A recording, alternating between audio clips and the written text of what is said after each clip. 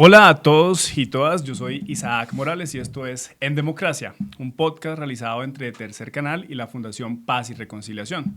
Como lo hemos advertido en los capítulos anteriores, durante esta temporada previa a las elecciones del 31 de mayo, quisiéramos tener unas conversaciones de frente y cercana con los y las candidatas a la presidencia de la República. Hoy, en este espacio, nos acompaña Claudia López, la candidata Claudia López. Claudia, ¿cómo estás? Bien, muy querido, muchas gracias. Y bueno, y como en los episodios pasados, Diego, que siempre ha estado como acompañándonos. Un gusto estar otra vez por acá. Un gusto, Claudia. Igualmente, hombre, Diego, Isaac. Me siento un poco rara, en unos años hubiera estado al otro lado de la mesa, pero bien. Sí, cambiamos de roles. Sí, ya ahorita la candidatura seguramente la pone en otro papel. Claudia, nosotros desde la Fundación hemos tenido como este esfuerzo siempre orientado a tratar de promover una democracia sana, una democracia informada, una democracia en la que la ciudadanía pues tenga conocimiento siempre basado en la evidencia para poder tomar decisiones lo suficientemente concretas y que aporten al fortalecimiento de la democracia. El objetivo de esta temporada, como les mencionaba anteriormente, está pues centrado en revisar los programas de gobierno de todos los candidatos y las candidatas a la presidencia de la República, alrededor de unos 10 ejes que para nosotros son muy concretos. Yo tengo que decir que el programa de Claudia López es quizá uno de los programas mejor estructurados, más organizados y muy concreto. Nos llama mucho la particularidad que es un documento de 20, 30 páginas, 37. Si no estoy mal, y es, digamos, como muy al punto. Sin embargo, tenemos muchas preguntas, o varias preguntas, para que pudiéramos contarle a la audiencia de Tercer Canal y a la audiencia de la Fundación Paz y Reconciliación cuál es ese proyecto de país que Claudia López se está imaginando, ¿sí? Y uno de los temas a los que nos interesa como conocer o profundizar un poco más, también de cara a la coyuntura de lo que se ha vivido recientemente, tiene que ver con la idea de una reforma a la justicia, ¿sí? ¿Qué se piensa Claudia López para reformar la justicia y si es necesario hablar de una reforma concreta o grande del Ministerio Público, entre esas las figuras de la Procuraduría? Entonces, ¿cuál es esa visión frente a la justicia y frente a la Procuraduría, por así decirlo? Pues bueno, mil gracias, y a la gente que nos escucha, mil gracias por escuchar este podcast. Yo empezaría por decir que mi visión es tratar de construir sobre lo construido. Yo creo que Colombia ha avanzado en unas reformas sociales importantes, la laboral, la pensional, el salario mínimo, la entrega de tierras a los campesinos. Creo que eso hay que cuidarlo, protegerlo, mejorarlo. Y me parece que hay otros temas en los que hay que corregir el rumbo. Seguridad es uno, seguridad y justicia es uno. En el manejo de la salud, por ejemplo. Sin duda, en eficacia y en corrupción, me parece que ahí el gobierno tiene una deuda grande. Y hay cosas que hay que agregar, hay cosas que no se están haciendo ni bien ni mal, no se están haciendo. Nos está proponiendo un sistema de educación y trabajo para el siglo XXI, yo lo propongo, un sistema de cuidado y protección social para las mujeres y sus familias, un sistema de apoyo a la microempresa y de apoyo al campesinado. Entonces, entre lo que hay que cuidar, lo que hay que corregir y lo que hay que agregar, mi propuesta es hacer 6 reformas sociales para tener una Colombia más justa. Creo que el gran desafío de Colombia es que es una sociedad todavía con mucha violencia, con mucha corrupción y con mucha desigualdad. Y corregir esos 3 dolores estructurales de Colombia para tener una sociedad más justa es mi visión de país. Ya. Dicho esto, empecemos por la primera de las 6 reformas sociales que yo creo que hay que hacer. Creo que es la de seguridad y justicia. Pues en un país que tiene 10 millones de víctimas, donde hay un feminicidio cada hora, dependiendo de la ciudad, donde hay un enorme nivel de impunidad desde el desplazamiento y el reclutamiento hasta del hurto, me parece que no coger el toro por los cachos de decir, ¿por qué tenemos este nivel de impunidad? ¿Por qué la justicia no resuelve los conflictos? ¿Por qué no es capaz de discernir entre qué sanciona y qué no? De mandarle la señal a la sociedad de que no todo el mundo puede hacer lo que se le da la gana, violentar al otro, robarlo, extorsionarlo, humillarlo y quedar impune. ¿Qué tendríamos que hacer para que eso funcione mejor?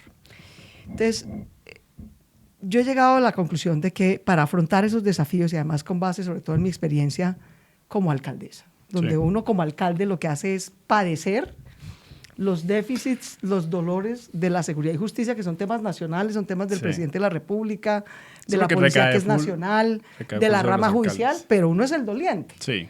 A uno es el que le dicen, venga, me están atracando, me duele, me quitan, me llevan. Y entonces esto es un dolor eterno. Yo creo que hay que reorganizar este tema. Es un desafío tan grande en 2 grandes temas. hay que tener una estrategia de seguridad y justicia ciudadana. Digámoslo así, de homicidio para abajo, ¿sabes? De las lesiones, de la violencia intrafamiliar, del feminicidio, de las riñas, del hurto, del atraco, de la extorsión. Sí. Esos son temas de seguridad ciudadana que sobre todo son temas de seguridad urbana, masivos, de centros urbanos, sea en Cali, sea en Barranquilla, sea en Bogotá. Es lo que a la gente más le duele cotidianamente. Eso necesita tener unos encargados. Esos encargados, en mi opinión, debería ser una mutación al Ministerio de Justicia y Seguridad Ciudadana, donde esté el Ministerio de Justicia, donde esté la Fiscalía General de la Nación, donde esté la Policía Nacional y donde tengamos una reforma judicial, sobre todo, que sancione eficazmente el hurto, el atraco, la extorsión, la reincidencia y el uso de armas. En eso la ley de Colombia es injusta. La ley promueve la impunidad de frente. La ley le dice a los colombianos, si a ti te roban menos de 5 millones de pesos, eso es menor cuantía, la menor cuantía tiene escarcelación automática, lo único que hacemos si lo cogemos es poner una anotación, darle una palmadita en la mano y decirle, eso no se hace, a la gente no se le roba el celular y vuelve a la calle. Sí, nada de fondo, pues. Nada de fondo. Sí. Entonces, eso produce un nivel de impunidad y además si lo hace con un arma, no se lo sancionamos drásticamente y si lo hace reiteradamente, tampoco. Sí, si reincide no importa tampoco. Entonces, hay que hacer una reforma judicial que castigue con pena de cárcel, corta pero efectiva, a el hurto, el atraco y la extorsión, que todo tenga una sanción, que tenga un régimen de privación de la libertad, con unas cárceles que son distintas a la otra, que es la del crimen organizado, con un sistema de segundas oportunidades y de sanción eficaz, con tecnología, en fin. Eso implica una reforma judicial y esa reorganización institucional. Pero eso es como un cambio también de enfoque en cómo se percibe la delincuencia o la criminalidad, ¿sí? Sí. Es separar dos grandes conjuntos. Ahora, ¿cuál es el otro gran conjunto? ¿Cuál es el otro gran dolor? Que también tiene una expresión urbana y una expresión rural, es el crimen organizado. Sí. Es decir, esta es la gente que organiza ejércitos con fusiles, que se financia con rentas criminales, que recluta niños y jóvenes, que son ejércitos no que afectan a la ciudadanía, también la afectan, pero que suplantan al Estado. Suplantan al Estado, se vuelven los reguladores de la vida de la gente de los territorios. Eso es la gobernanza criminal que conocemos. Eso es gobernanza criminal, de frente. Sí. Eso yo creo que no... Hemos cometido un error estructural durante 10 años, digamos. Llevamos desde los 2 últimos años de Santos, más los 4 de Duque, más estos 4 de Petro. Y es que como las únicas herramientas que traíamos eran las del conflicto armado político. ¿Qué se hace para enfrentar eso? Paz política, negociaciones de paz, de desarme y de incorporación política. Esa era la receta, ¿cierto? Entonces, el error que hemos cometido durante 10 años es tratar de aplicarle al crimen organizado la receta de la paz política. No funciona. No funciona. Y por el contrario, les da gabelas, les da incentivos, les da ceses al fuego sin ningún control. Lo que hacen las democracias, ¿no? Yo quiero recordar que nosotros no somos los únicos, como debe saber Pares, que lo estudia muy bien, no somos el único país de malas que tiene narcotráfico y crimen organizado. Sí, ¿no? O sea, narcotráfico y crimen organizado hay en todo el mundo. Sí, sí, sí. ¿Cómo las democracias enfrentan eso? Lo enfrentan, he llegado yo a la conclusión, creando 2 regímenes jurídicos distintos, diciendo, para el crimen organizado, que es una amenaza a la existencia del Estado, tenemos un régimen jurídico más restrictivo, menos garantista. No tenemos un comisionado de paz, tenemos una fiscalía antimafia que no hace negociaciones políticas, hace negociaciones judiciales de aplicación de penas o reducción de penas con base en delación, entrega de armas y entrega de riqueza. Y, digamos, una renuncia de esas organizaciones a suplantar al Estado. Ya. Eso es lo que no tiene Colombia. Entonces, yo creo que Colombia debería tener eso, un Ministerio de Defensa y Seguridad Nacional, una Fiscalía Antimafia, un régimen carcelario distinto del delito común, porque donde tú mezclas en el mundo entero, pero sobre todo en América Latina está muy probado, como tenemos pocas cárceles y muy hacinadas, lo que hacemos es mezclar al raponero con el narcotraficante. Lo que termina ocurriendo es que las cárceles hacinadas y con corrupción se vuelven unos centros del crimen. Sí, un formatorio de bandidos más. Entonces, bandidos, sí. Y creo que para eso, a propósito del Ministerio Público, en todo el mundo no hay Procuraduría General de la Nación. Solo en Colombia. Solo en Colombia, ¿sabes? Hay Fiscalía o hay Defensoría, para que sea un régimen adversarial, que es como el que tiene Colombia. Colombia tiene una Fiscalía relativamente poderosa y una Defensoría así de chiquita. Sí. Y que cada vez tiene menos recursos, ¿no? y tiene una procuraduría. Entonces yo la verdad lo que creo es que podemos vivir sin procuraduría como vive el resto del mundo. Claro. Y que ese personal, que es un personal reclutado, muy bien pago, de servidores públicos, necesita reforzar la defensoría o la fiscalía antimafia, que deberíamos distribuirlo en esos docentes. No estoy diciendo que vamos a mandar a todos los servidores públicos de la procuraduría a la casa. No, los necesitamos, pero los necesitamos o en la fiscalía antimafia o en la defensoría para fortalecer el sistema. De por sí, Y Claudia, necesitamos una fuerza pública que se especialice. El último, digamos, ingrediente que yo agregaría aquí es que yo sí creo que necesitamos más autonomía para las áreas metropolitanas más grandes.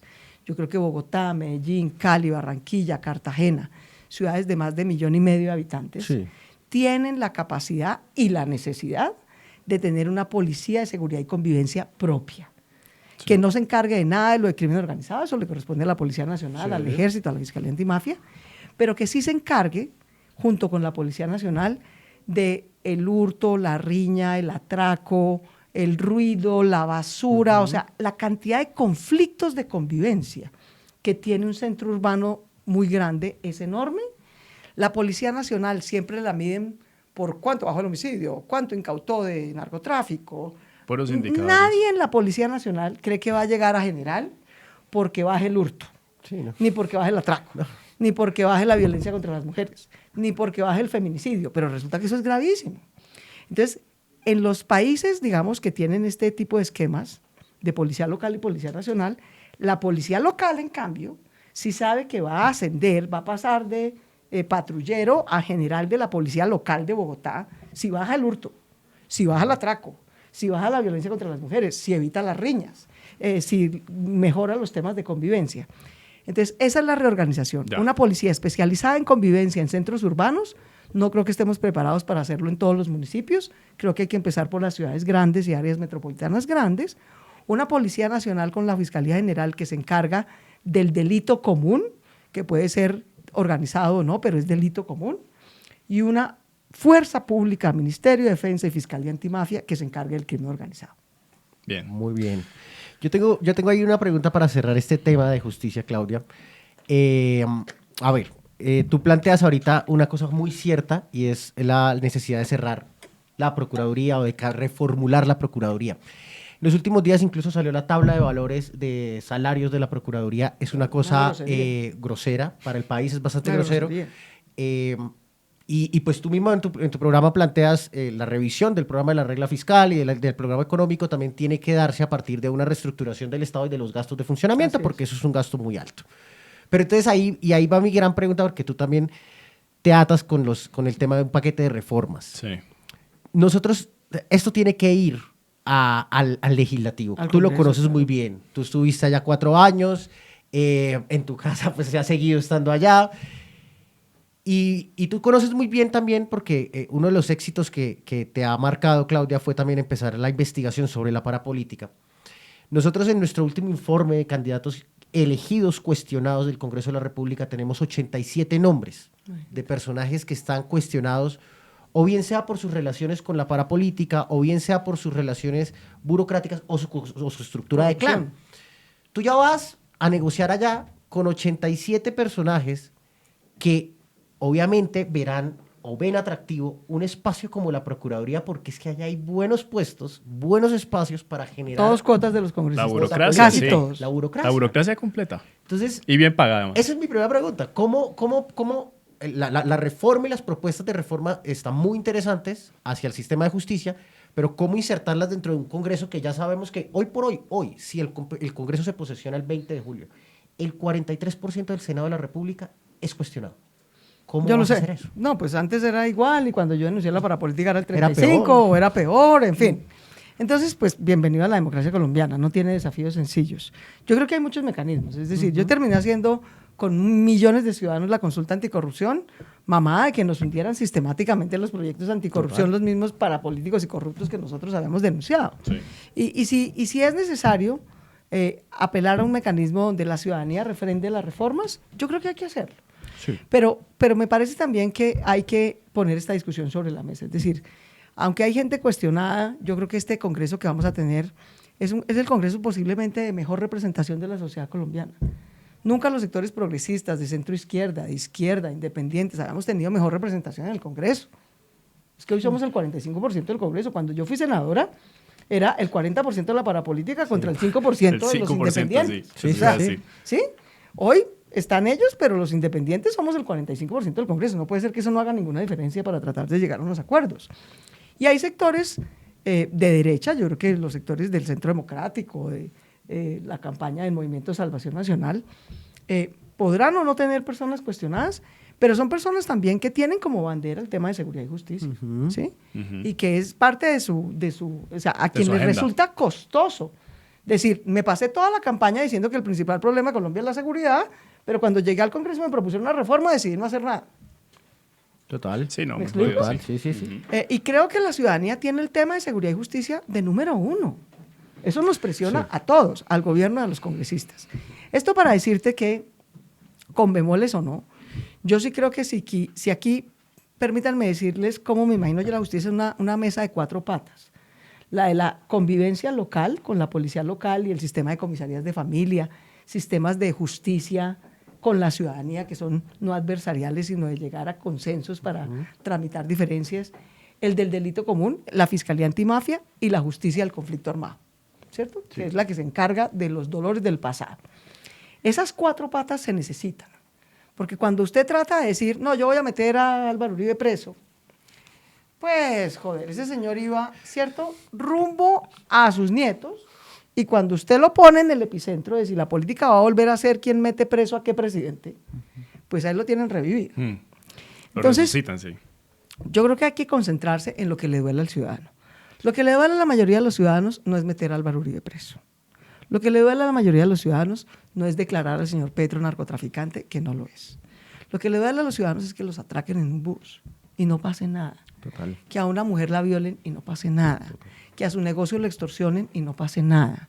Que los grupos armados ilegales recluten a sus hijos, se los roben literalmente y no pase nada. Lo que la gente está pidiendo es, vea, hagan algo, protéjanme. ¿Sí?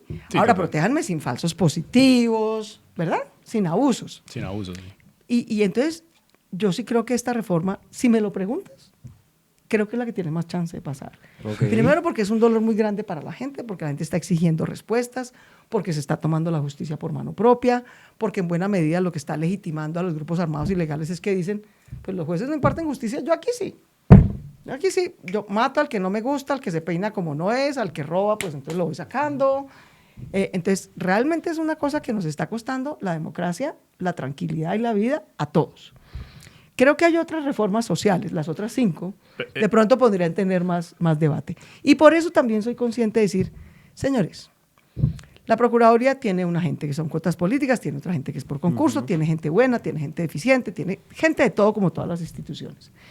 Yo no les estoy diciendo que mandemos a esa gente a la calle. Les estoy diciendo que esa gente nos serviría bien paga para confrontar el crimen organizado en una fiscalía antimafia o para defender a los ciudadanos en un proceso adversarial. Si usted no tiene un abogado, necesita un defensor público. Pero tenemos pocos defensores públicos, ¿no? Entonces, una mujer que es humilde, la golpea a su esposo, tiene que ir a poner una denuncia, necesita un defensor público, un abogado que la represente. Sí. Entonces tal vez nos sirven más, el infinito número de abogados que hay en la Procuraduría nos sirven más en la Defensoría defendiendo a la gente o en la Fiscalía investigando a la mafia que siendo corbatas. O sea, les pagamos por lo menos que trabajen en lo que necesitamos. Total. Sí, total. Claudia, yo quería hacer una pregunta muy breve. Tú mencionas 6 reformas, la principal es este tema de justicia y seguridad, la primera. ¿Cuáles son esas otras 5? Digamos como muy brevemente para que la audiencia las pueda conocer. Las mencioné, pero si quieren exploramos las que quieran. Yo creo que hay que crear un sistema de salud territorializado, volver al sistema mixto, tener auditoría, independizarlo de esa dependencia, incluir a las droguerías de barrio para que a uno le entreguen sus medicamentos ahí, no haciendo una fila eterna por allá en 4 droguerías grandes. Pues hay que llegar a hacer la reforma de la salud, hay que llegar a hacer un fondo de rescate de las clínicas y hospitales. Ese es un tema urgente. No era un problema y lo volvieron un problema, entonces toca llegar a solucionarlo. El tercero, que no parece tan urgente, pero es muy importante, es crear el sistema de educación y trabajo. Aquí tenemos 3 deudas grandes en la educación. Primera infancia, los niños en Colombia no tienen sus 3 grados de preescolar, no les garantizamos su nutrición, de 0 a 5 años no tienen jardín, las mamás no pueden ir a trabajar porque no tienen jardín, Entonces, se necesita un sistema de educación y trabajo que incorpore primera infancia y le cumpla la deuda a los chiquitines, mejore la calidad agregando 3 o 4 horas por jornada educativa con comida caliente, tecnología, cultura, deporte, arte, a la básica y la media. La básica y la media tiene solamente 4 o 5 horas de aprendizaje. Así nuestros niños nunca van a aprender bien matemáticas, lectura, les va a ir siempre mal en las pruebas PISA. Y luego está el sistema de posmedia y para el trabajo, donde tenemos una deuda enorme. Los jóvenes de Colombia se van a lavar baños porque ya ni hay ICETEX. Ni siquiera hay ICETEX para estudiar, menos becas. No alcanzan los cupos de la pública. Y si tú te endeudas para ir a una carrera en una universidad, cuelgas un título en una sala y no consigues trabajo. No hay trabajo. Entonces, tienes que tener un sistema de posmedia que fortalezca la pública, que de 1 millón de becas de educación superior sean programas cortos, técnicos, tecnológicos o profesionales, Ese pero es el programa vinculados. Todos a la U. Eso iba a preguntar. Eso es sí. todos a la U y jóvenes a la U. Jóvenes a la U es solo para jóvenes menores de 28, todos a la U es porque todos vamos a tener que reentrenarnos. Ustedes, yo, los de 40 y 50 años. El mundo cambia y como el mundo cambia, toca reentrenarnos en tecnología, en las redes, en inteligencia artificial, en marketing digital, para no quedarnos desenganchados del mercado laboral. Y ese sistema de educación que te reciba permanentemente para reentrenarte para el mundo laboral, asequible, bueno, bonito, barato, no existe y hay que crearlo. Esa es la tercera reforma. Educación. La cuarta es educación y trabajo. La cuarta es crear un sistema de cuidado y protección social. Que es muy de la referencia que se hace de tu administración en el distrito, ¿cierto? Entonces, bienvenido a que las mujeres Sí. no vamos a seguir siendo mamás, quedándonos solas, sacrificando todo en la vida, nuestra pobreza, para hacer la seguridad social del resto de la sociedad. Lo que está pasando es que las mujeres decidimos no tener más hijos. Pues porque si nos va a tocar solas todo, Es una a costa carga de nuestra pobreza, y nuestra absurda, educación. sí. Nadie ayuda, Sí, nadie total. nos paga, nadie nos ayuda.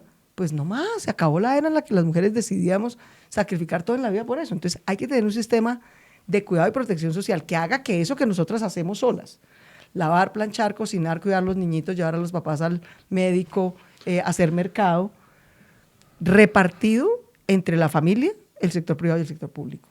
Un sistema de servicios de cuidado públicos y gratuitos Sí. que releve a las mujeres de esa sobrecarga y que permita que los niños, las personas mayores de edad, las personas en condición de discapacidad tengan servicios de cuidado institucionalizados que no dependan del sacrificio económico y de pobreza de las mujeres. De las mujeres. ¿Ya? Eso implica crear servicios de cuidado en las escuelas, los centros comunitarios, los salones comunales, como lo hicimos en Bogotá, lo podemos hacer en el resto del país, pero institucionalizado público con alcaldías y gobernadores. Y el quinto y el sexto son un sistema de apoyo a la microempresa. Yo les decía, yo estoy de acuerdo con la laboral, la pensional, el salario mínimo, pero soy súper consciente de que a los pequeños empresarios les queda pesado pagar ese salario mínimo Claro. y esa carga laboral y pensional. Entonces, ¿qué hay que hacer? ¿Pagarle menos a la gente? No. Hay que pagarle bien a la gente y tener un sistema de apoyo al empresariado, sobre todo al pequeño y mediano empresario. Decirle, mira, te podemos pagar estos impuestos, te podemos dar el pago de esta parte de la nómina, te podemos dar este paquete tecnológico para que vendas más, crédito barato, para que el que hoy se gana 5 millones de pesos se gane 10. Al que hoy le quedan 20 millones de pesos de su negocito, le queden 40.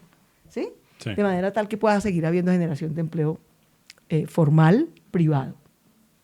Y por último, el Sistema Nacional de Apoyo al Campesinado. A mí me parece que si no podemos hacer todo lo que les dije de seguridad y justicia, pero si la gente en el campo se sigue quebrando porque lo único que le compran a un precio de compra garantizado es el café o la coca, pues no va a haber paz y no va a haber seguridad. ¿Sí? Total. Se necesita que el campesinado no se quiebre, que haya infraestructura, que haya crédito barato, que haya asistencia técnica y que si su merced siembra cacao o cebolla o papa o frutas o hortalizas, tengamos un sistema en cada región organizado que le dé asistencia técnica, crédito barato y precio de compra garantizado a su cosecha. Tenemos que competirle en esa ventaja que ha cogido el crimen organizado sobre las rentas criminales. Sí. Te garantiza cuánto te va a comprar el oro si lo haces ilegalmente, te garantiza cuánto te va a comprar la pasta de coca si lo haces ilegalmente. No puede ser que si tú produces tomates y cacao, no somos capaces de garantizarte que te vamos a comprar el fruto de tu trabajo. Entonces, esas son las 6 reformas sociales complementarias a las que logró avanzar este gobierno del cambio, que yo creo que construirán una Colombia más justa, menos dependiente de la criminalidad, menos dependiente de la corrupción, el clientelismo, el subsidio de un político, más dependiente de su salud, su cuidado, su educación y su capacidad de trabajo propia. Bien, pero sobre ese último tema, Claudia, que es una cosa que pues a nosotros también nos parece importante y clave revisar, es cómo garantizar que esos recursos realmente lleguen a los pequeños productores y que no tengamos un agroingreso seguro nuevo, por ejemplo, porque siempre hay una susceptibilidad de corrupción cuando se trata de recursos en términos de tierras, en términos agrícolas y demás. El caso de agroingreso seguro pues, es una de las cosas que tenemos muy fresquitas, pero ¿cómo garantizar que eso realmente llegue al pequeño productor, que el pequeño productor reciba la plata, que reciba los subsidios, que ese sistema regional territorializado le garantice realmente su producción? Pues primero no hay que elegir a la derecha, pues que es la que termina en eso. Pues eso sí, yo quiero decir, esto tiene nombre propio, pues agroingresos seguros no lo hizo alguien en abstracto. Todas esas cosas de abuso del pequeño campesinado, además porque se alían con lo que los robaron, desplazaron, luego además crean un sistema de subsidios para el campo, pero se lo concentran a los grandes empresarios y no a los pequeños campesinos. Entonces la verdad es que aquí los gobiernos progresistas, o de izquierda o de centro izquierda, somos los que hemos logrado tener esto en una ejecución real, pues, ¿no? Sí, de acuerdo. Eso es lo primero, pues. Ahora, lo segundo es que yo sí creo que tenga que tener esquemas público-privados comunitarios o alianzas público-privadas populares, como las llama este gobierno. Yo sí creo que si se hace una cosa solo pública con privados, eso no funciona. Es susceptible a todo. Eso es susceptible de crearse en privilegios y en reproducir la gente que tiene más conexiones, en fin. Esto toca por regiones organizados con los gobernadores. Yo creo que yo veo a los alcaldes como los grandes aliados de la policía local, de la educación, del sistema de cuidado, ¿sí? Y a los gobernadores como los grandes aliados de todos los temas de desarrollo económico. Yo lo que le pediría a los gobernadores, a los campesinos, mire, cada departamento tiene unas subregiones o provincias. Sí, provincias. Nos vamos a organizar por subregiones, por grupos de municipios que tienen una economía campesina similar, paneleros, arroceros, qué sé yo. Y vamos a organizar las asociaciones campesinas y las federaciones que existen, ¿sí?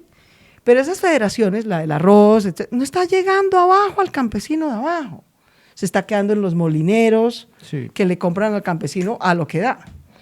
Hay que crear, es mi experiencia, lo hicimos con Cundinamarca, con Boyacá, hay que crear una agencia de comercialización y desarrollo entre la gobernación y el gobierno nacional, que le quite intermediarios al campesino. Es que al campesino se tiene que esperar en su finca que aparezca un camión y le compre su cosecha. ¿A cuánto? A lo que se le dé la gana. A lo que le dé la gana del camión, porque... ¿Sí? Y si no, si él contrata al camión, entonces él contrata al camión para no venderle a ese intermediario a lo que le da y viene aquí a Corabastos. Y en Corabastos se la compran a lo que se le dé la gana. A lo que le dé la gana el de ¿sí? Corabastos, claro. Sí. Y son muchos campesinos llegando solitos, uno por uno, a un mismo comprador. Eso es abuso seguro. Lo que hacen estas agencias de comercialización y desarrollo por subregión, por asociaciones de productos, es decir, no, vamos a planear nuestra producción, ¿sí? Vamos a fijar un precio de compra de esta cosecha y vamos a vender en conjunto a ese precio. Punto. Y vamos a tratar de ver cómo nos ahorramos intermediarios. Y para poder sostener ese precio, necesitamos compartir los costos de fertilizantes, de insumos, de crédito, de esta manera. Eso fue lo que la Federación de Cafeteros hizo durante mucho tiempo. Después se fue medio elitizando. Pero eso creó... Se elitizó completamente. Eso creó la única clase media rural que ha tenido Colombia en su historia, que es la de los pequeños productores cafeteros. Entonces, hay que aprender de esa historia, no dejarla elitizar, mantener una representación democrática, que fue lo que perdió la Federación de Cafeteros. Y es que esa es una propiedad de 500.000 de campesinos cafeteros, pero nunca son ellos los que ponen al presidente de la Federación de Cafeteros, ¿sabes? Sí. Entonces hay que aprender de lo bueno y lo malo, pero organizar con los gobernadores, con el sector privado y con las asociaciones de campesinos este esquema, para que haya control, para que no haya corrupción, pero también para que, supongo que no hay control, no hay corrupción, también para que haya sostenibilidad económica de esto. No podemos inflarnos el precio de compra, porque igual nosotros somos los que vamos a tener que pagar los insumos de esa producción, ¿sabes?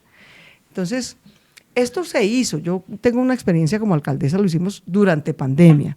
Teníamos que comprarle los mercados que teníamos que entregarle a la gente en Bogotá que estaba pasando hambre por la pandemia. Si lo hacíamos en Corabastos, no le comprábamos directamente al campesino. Si lo hacíamos en almacenes de cadena, tampoco.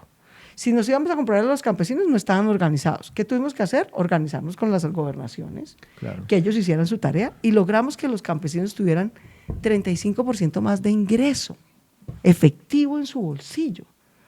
Solo haciendo compra pública organizada, quitando intermediarios y planeando la cosecha. Entonces, estas cosas se han hecho en pequeños ejemplos locales y regionales. Lo que creo es que toca volverlo un sistema nacional, pero regionalizado.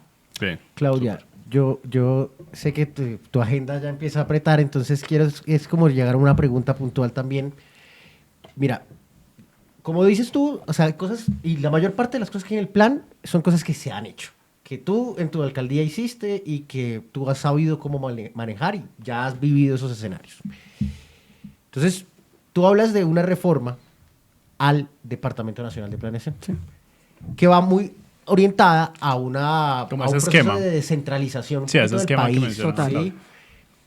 Y veo yo, según esta última propuesta que nos estás contando, que eso va muy atado a la reforma del DNP, o sea, porque es darle un Total. poquito más de autonomía a las regiones. Total. Entonces, a nosotros nos parece importante porque es una de las propuestas más llamativas.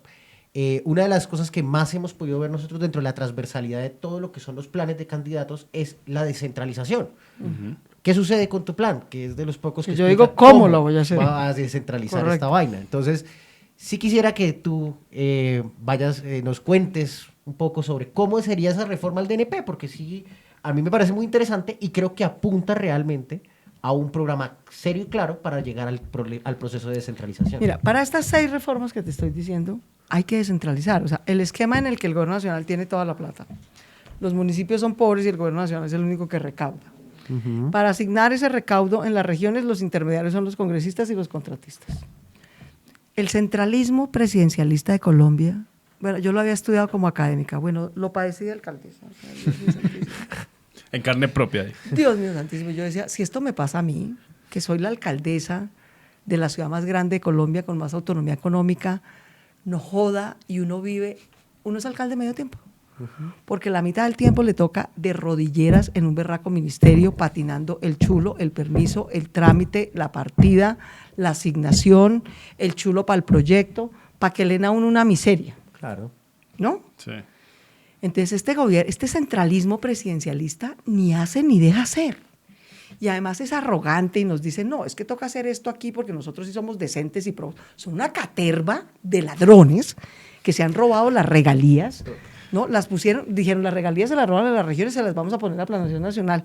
Se tiraron Planeación Nacional, lo volvieron otra caterva de bandidos en el que hay que pagarle partida al congresista para que te consiga la cita, al que es dueño de la cuota, al que pone el chulo en Planeación Nacional para que te ponga el chulo en Planeación Nacional, al otro del otro contratista para que te avale el proyecto y te dice, yo te bajo la partida, pero me quedo con el 20%.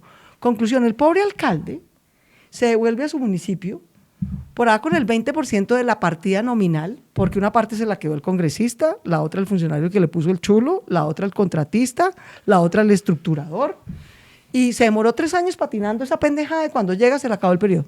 Sí. Sí, O sea, terminó la... de verdad, alcaldía. esto es una desgracia. Entonces, para ejecutar lo que te digo de desarrollo rural, o las becas de jóvenes a la U, o el sistema del cuidado, yo digo, por ese sistema centralista no va a pasar nada. Y los ministerios son muy malos para ejecutar, Pésimo. porque no tienen presencia territorial, no tienen pertinencia. Entonces, ¿qué voy a hacer yo? ¿Cuál es mi invitación como presidenta? Es decir, creemos una descentralización regional sobre la que ya tenemos municipal. No es que la vamos a acabar, vamos a tener alcaldes y concejales y sistema general de participaciones, y eso ahí manejamos la plata de los servicios públicos, la educación, la salud. Bien.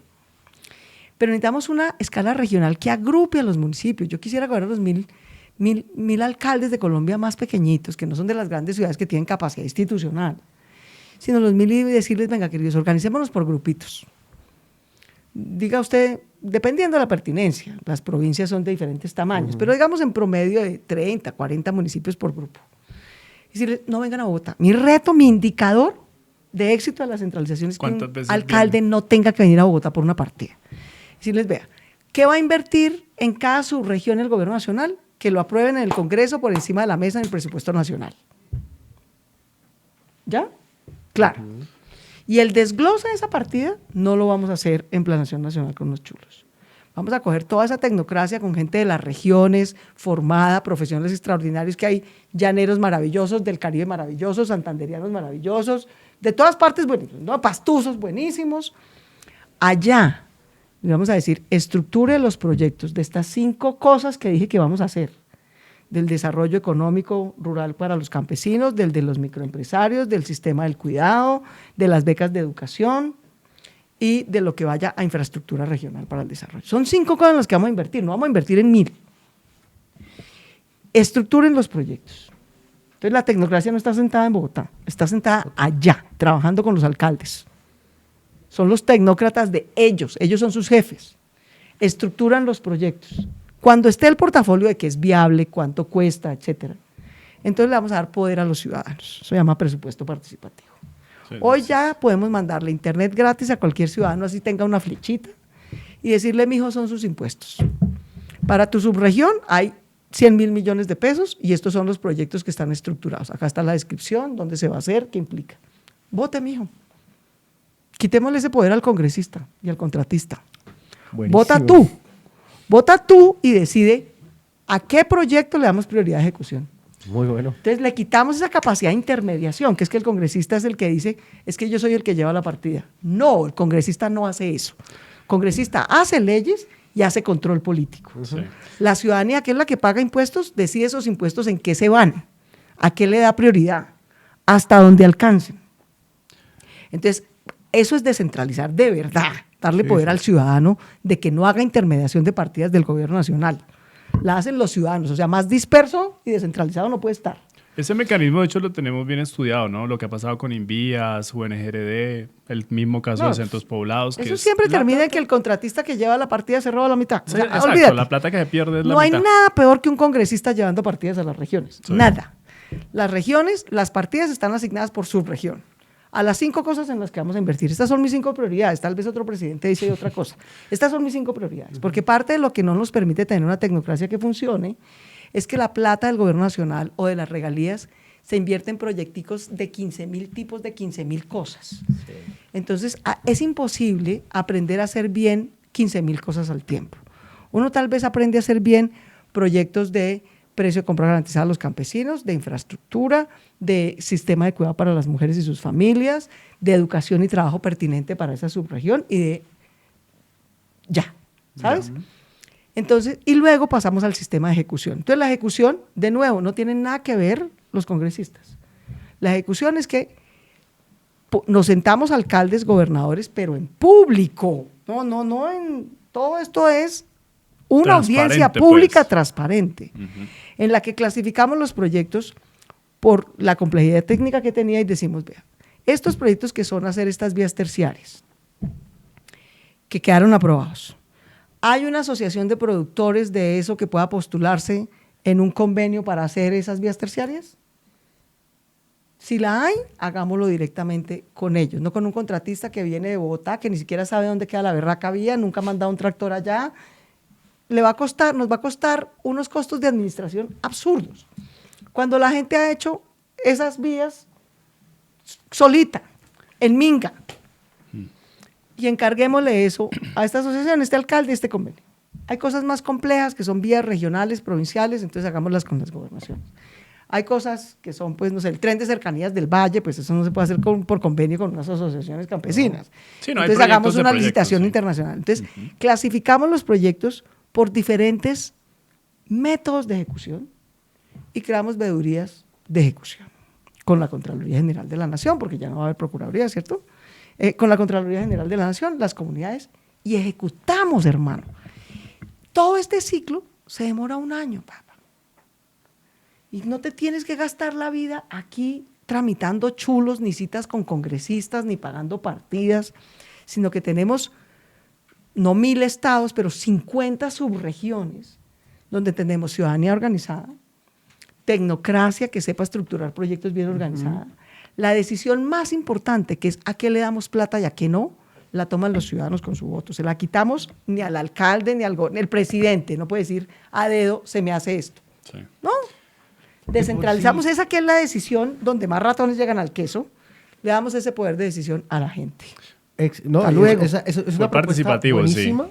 creo que con toda la experiencia que tú tienes, de por sí, Claudia, bueno, nosotros el día de hoy desde la Fundación hemos lanzado desde la línea de democracia y gobernabilidad nuestro informe sobre el INVIAS.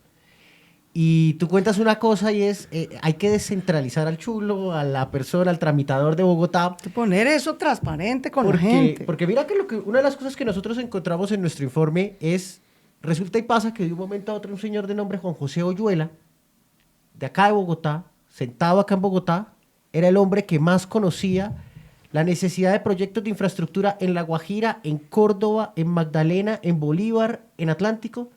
Y claro, ¿quién era él? El director de operaciones, el encargado, según los testimonios que hay, él era el encargado de cruzar los dineros para lograr cruzar la estrategia con el legislativo. Entonces, me parece muy interesante tu propuesta, sobre todo por eso, porque es que ya está demostrado y probado que cuando toca venir a buscar las partidas acá a Bogotá es un desastre. Es un eso peaje es opaco, corrupto, sí. eso es un peaje, eso concentra poder. Sí. Y toda concentración de poder usted la puede poner debajo de la Madre Teresa de Calcuta. Se corrompe, porque el poder concentrado corrompe absolutamente. Literal. Entonces, eso es opaco, es entre oficinas, es entre una gente que uno ni sabe quién es, que nadie eligió al señor Oyola, yo no sé qué, no lo eligió nadie. Claro. Es un burócrata de la cuota de no sé quién, a la que además le dicen, vea, para cuadrar los votos de estos congresistas en la ley de justicia, repártameles estas partidas así y que parezca que fueron unas partidas de la gente. Así fue como funcionó Entonces, el mecanismo. yo les quiero decir, esto me amarra las manos. Esa es la contracara de eso. La contracara de hacer transparente esto es que eso me amarra las manos como presidenta, ¿no? Yo nunca he caído en esa tentación, pero si un día dijera, Dios mío, por sacar la Fiscalía Antimafia, que es tan importante, y esta reforma a la justicia, ¿qué carajo? Cojan ahí 100.000 millones de pesos y distribúyanselo a estos tipos. No puedo. No. No puedo dar esa instrucción, literalmente no puedo, así tuviera la tentación. Porque esto lo que hace es amarrarle al presidente de la República las manos de la discrecionalidad en la asignación de recursos a las regiones. No hay asignación discrecional por quien te llamó, por quien te chantajeó, por quien dijo que iba a votar así o no iba a votar así. Independizas. Entonces le digo yo, las partidas, qué pena yo eso, ni yo, que soy la presidenta de la República, los asigna Dios. No puedo. Claro. Yo creé un sistema en el que no hay discrecionalidad del gobierno nacional. No hay. Entonces no venga a pedirme porque además no lo puedo dar. ¿Usted quiere influir en esa partida? Vaya, mijo. Vaya y voten. Participen. Convenza a la gente de que hacer esta carretera es más importante que hacer esta escuela. Sí. Porque esa va a ser una decisión donde cada voto cuenta. Así como eligen presidente de la República, como dicen, la gente no está preparada para tomar esta decisión. La gente elige presidente de la República, no me jodas. No va a saber en qué están mejor gastados sus impuestos, no me jodas. Sí, de acuerdo. La gente sabe perfectamente, tiene criterio, o tiene sentido común, o tiene necesidad, lo que tenga. Lo que tenga, ellos son los dueños de sus impuestos. Entonces, este tiene la doble ventaja, institucionalizar este sistema de planeación regional, de presupuesto participativo, de que la gente vote sus partidas sin la intermediación de los congresistas, de que, ay carajo, le amarra las manos al presidente para no andar asignando partidas regionales, comprando congresistas por los votos de los congresistas. Claro. Sí. Entonces, allá se va la gente y yo al congresista le diré, venga, dígame qué preocupación tiene con la Fiscalía Antimafia. Pues porque con partidas no vamos a resolver eso. Y usted, a ver si yo lo convenzo, o usted me convence a mí, o a qué acuerdo llegamos. Usted va a querer que yo no desmonte la Procuraduría pues de facto, me va a decir que lo haga gradualmente por un 20% de las personas. Bueno, la discusión será esa. Pero no será como entre usted y yo nos robamos el presupuesto para yo comprarlo a usted. Porque entonces yo lo compro a usted y esa gente se queda sin carretera. Sí, total. No dice ni lo uno ni lo otro, Claro. ¿no? Total. Para que cuando salga esa norma, además, pues no se pueda cumplir, porque no hay Estado que la cumpla en el territorio. Entonces, yo creo que este sistema de descentralización tiene, lo voy a decir, 3 ventajas. Que no es lo que están proponiendo ahora de mándele plata a todo el mundo por el SGP y que allá miren a ver cómo se hace. ¿Por qué? Porque esa descentralización municipalista, cuando esto estoy hablando de la plata de inversión nacional, la otra parte de la descentralización de la que se habla muy poquito es coger a esa subregión y decirle, venga, productores y alcaldes, ustedes quisieran tener más inversión privada para producir más papa, ¿no?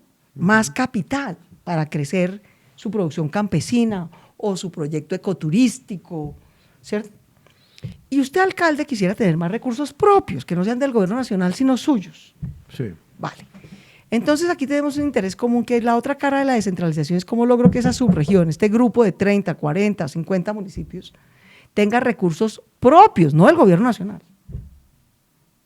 Entonces eso es crear una economía local, es decir, mire, vamos a hacer esta carretera, creemos este incentivo, facilíteme traer estos empresarios que me pueden comprar la hoja de yuca seca para venderla como yuca frita. Pero todo ese ingreso que vamos a producir es local. Y esa es la otra cara de la descentralización que yo le quiero decir a los alcaldes. Toda inversión que hagamos, todo negocio nuevo que llegue a su región de inversión privada, no le devuelvo a esa subregión, a esos alcaldes, todos los impuestos nacionales que vamos a recaudar. Allá, a ese Fondo Regional de Desarrollo. Porque si yo me lo traigo a este bolsillo en Bogotá, me toca volver a hacer todo este proceso para mandarlo para allá. Sí. ¿Sí? Claro. Entonces, si uno quiere, la otra cara de la descentralización económica, es que los alcaldes puedan tener de qué cobrar impuestos que son de ellos y que son de libre destinación. No que se los trae el gobierno nacional aquí. Esa es la otra cara de la descentralización, que yo creo que las dos complementadas nos van a ahorrar corrupción, ustedes no se imaginan, pero sobre todo le van a dejar a las regiones lo que las regiones no tienen. No tienen suficientes empresarios privados asentados allá, pagando impuestos locales que sean de libre destinación. ¿Qué es lo único que le voy a decir al alcalde? Estos son recursos nacionales que yo estoy cediendo. Yo se los cedo. Son de libre destinación suya. Pero usted los aplica por el mismo método de presupuesto participativo que yo aplico los míos. Como Es mi nivel única ahí condición. subregional, sí. Sí, pero los decide usted, yo no me voy a meter ahí, esa es su plata. A ver si así creamos más empresario privado, más empleo privado, más recaudo de impuestos locales, que es tener una economía local propia que no dependa del gobierno nacional, Sí, total. ¿verdad? Y una tecnocracia, pues, para formular y ejecutar estos proyectos sin tanto intermediario bandido viendo cómo renta y renta y renta y renta de quedarse con la plata de la gente en vez de desarrollar la región. Sí, total. Total. Yo sé que la agenda está ya súper apretada, Claudia, pero quería hacerte una preguntita, ya saliendo un poco más del ámbito nacional a las relaciones internacionales. Sería la última pregunta, ya te dejamos ir. Hágale. ¿Cómo era tu relación como presidenta con el gobierno del presidente Trump en Estados Unidos y tu perspectiva frente al gobierno de Delcy Rodríguez o su eventual transición a la democracia en Venezuela? ¿Son dos actores de la región? Son dos huesos duros de roer. Que como presidenta te va a tocar ser un reto Nos va a grande. tocar. Y Nos pues va a que ha tocar. sido un reto con este gobierno que Sí, está además. saliendo, ¿no? Ha Exacto. sido un gran reto, ha sido un gran reto. Y lo va a seguir siendo para cualquier gobierno. Entonces, digamos, yo no, pues ustedes conocen mi posición pública, el país la conoce, pues yo Sí. trompista no soy.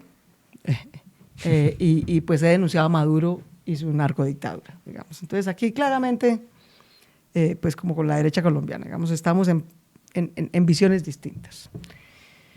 Pero creo que aquí lo que importa es poner los intereses de Colombia. Yo me pregunto, ¿qué le sirve a Colombia? ¿Qué necesita Colombia? Colombia tiene el 35% de sus exportaciones con Estados Unidos. Esta es su esfera económica y política natural, digamos. natural. Ujú. Entonces, dedicarnos a la lucha contra el imperialismo yanqui, pues francamente creo que no es nuestra prioridad.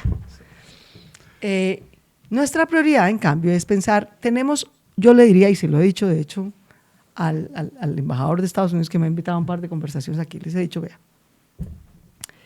ustedes no quieren que haya migrantes en su país y yo quiero que los colombianos florezcan, crezcan, trabajen, produzcan, inviertan aquí. No tengo ningún interés en decir, no, aquí me sobra gente que se vaya. No.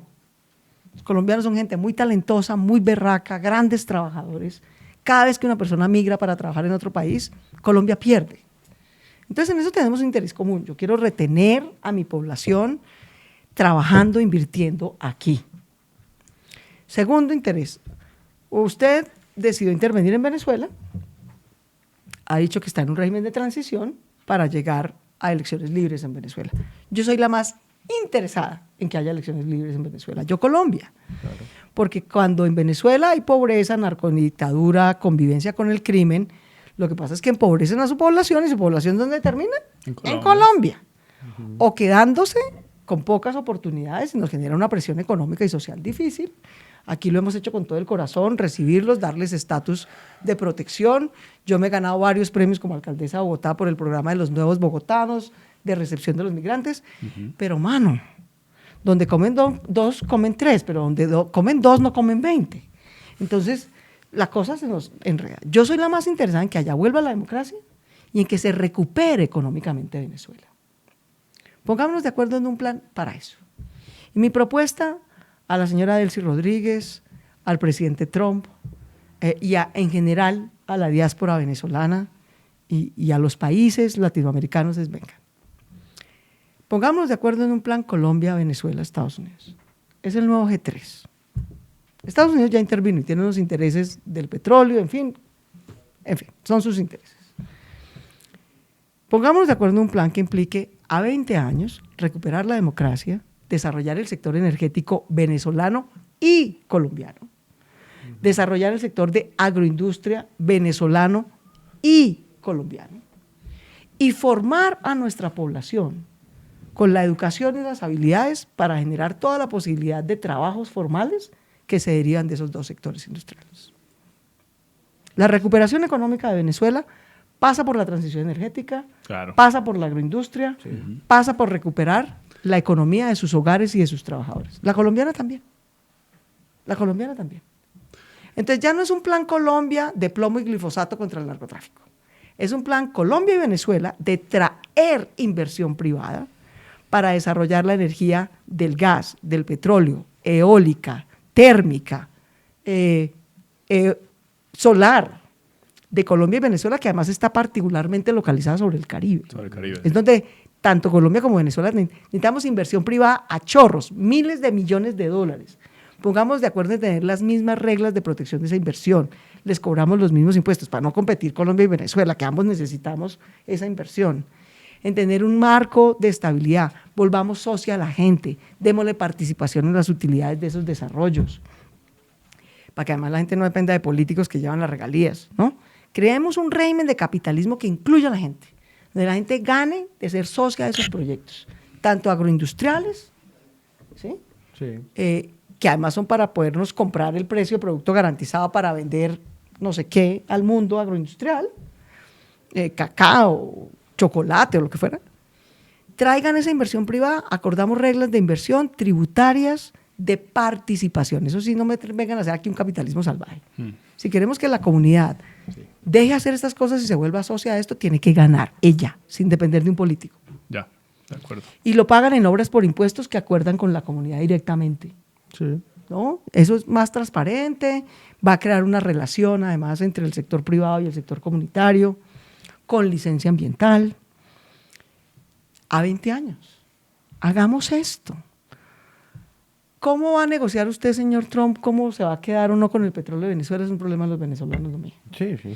Pero lo que sí es un problema nuestro es desarrollar todos los factores de energía. Ambos tenemos sol, ambos tenemos viento, ambos tenemos gas, ambos tenemos carbón, ambos tenemos petróleo y ambos necesitamos energía barata. Y esta es una cosa con la que yo no estoy de acuerdo con el actual gobierno. Colombia no es el país más contaminante del mundo. Tenemos una matriz energética bastante limpia. El problema de Colombia es la pobreza. El problema de Colombia es la falta de empleo formal. Para tener más empleo formal y menos pobreza necesitamos dos cosas. Hay 1000 factores que influyen. Pero si tú miras a los diferentes economistas, las dos más determinantes para tener fábricas, más inversión, que venga más capital, que abran más negocios, que pongan data centers, que exportemos energía al resto del mundo. Necesitamos energía barata. Nuestra principal prioridad no es tener energía limpia, sino barata. Vayan al Caribe, por favor, y le preguntan a cualquier familia lo que está pagando en tarifa de energía. Es ridículo. Absurdo, sí. Es ridículo. Se le está yendo el 40% de lo que gana vendiendo corotos y cositas aquí y allá, pagando la berraca luz. Y además se la cortan. ¿Qué empresa va a venir a localizarse en el Caribe a semejantes costos de energía y con apagón? No. Lo que necesitamos es desarrollar toda nuestra matriz energética para tener energía barata. Bien. Una vez tengamos energía barata y no apagón, entonces vamos viendo en el tiempo cómo la vamos volviendo más limpia. Pero nuestra prioridad es tener cero apagón y energía barata. Y tener gente bien formada. Entonces, por eso le diría, el Plan Colombia-Venezuela tiene 3 componentes muy claritos. Transición energética, agroindustria y formación para el trabajo. Mis becas, ¿cómo vamos a pagar las becas? Bueno, una parte con presupuesto nacional, otra parte con presupuesto regional y otra parte con el Plan Colombia-Venezuela. No, yo arranco con 1 millón de becas de jóvenes salados. Necesito entrenar a la gente en estas cosas y que formen empresa. Invirtamos en 3 cosas, 3, no 1000. Estas cosas van a recuperar la economía, van a ir estabilizando las instituciones democráticas, van a ir construyendo más desigualdad y nos van a dar oportunidades para competir con el resto del mundo. Un día Estados Unidos entenderá sin trauma que ya no es el único poder en el mundo. Entenderá que va a haber China para rato y que va a tener que competir con ella. Entenderá que va a haber Europa y África y India y Brasil para rato. Y que lo que tiene que hacer no es aculillarse y decir, ay carajo, ya no soy el único ni el más grande, sino lo que tiene que hacer es reinventar su industria. Sí. Es reinventar su industria energética, su industria del conocimiento, su industria de los alimentos, su industria del desarrollo rural. Reinventársela y reinventársela con nosotros para que este G3 compita con la agroindustria y la transición energética que va a hacer India, que también la va a hacer, que va a hacer Brasil, que también la va a hacer, que va a hacer China, que también la va a hacer. Sí, claro. El punto es si la nuestra es mejor y más competitiva. Es competitiva, sí. Entonces, unámonos para hacerla mejor y más competitiva y no para aculillarnos porque nos toca competir con el resto del mundo. De acuerdo. Muy claro. Claudia, muchísimas gracias por acompañarnos en este espacio. Definitivamente la intención se cumplió, que era un poco profundizar sobre tu perspectiva de país y lo que se plantea en tu plan de gobierno. Y vuelvo y reitero, hemos encontrado un plan de gobierno bien estructurado, organizado y con unas ideas claras de lo que sería Colombia en tus 4 años de gobierno. Agradecerte infinitamente por venir hasta acá y acompañarnos. No, a ustedes por la oportunidad de contar nuestro programa de gobierno y de contarlo tal vez en este formato que es más fácil, más digerible, que seguramente mucha gente nos dejará preguntas que con gusto contestaremos. A nosotros nos gusta la controversia, pero dijimos, bueno, hay que escuchar a los y las candidatas también. Seguro, y luego podemos hacer otro y controvertimos más estas ideas, pero yo quisiera decirle a Colombia que yo soy súper consciente de que el desafío de Colombia es construir un país más justo, más igualitario, con mejores oportunidades para todo el mundo, donde la gente no trabaje de sol a sol y nunca salga de pobre, donde los jóvenes no se vayan, que tenemos una enorme, enorme deuda social con las mujeres, con los jóvenes, con los campesinos, pero que pagar esa deuda social implica que todos tenemos que trabajar, producir y crecer más, porque si no, no hay impuestos, y si no hay impuestos, no hay subsidios, y si no hay subsidios, no hay con qué salir adelante.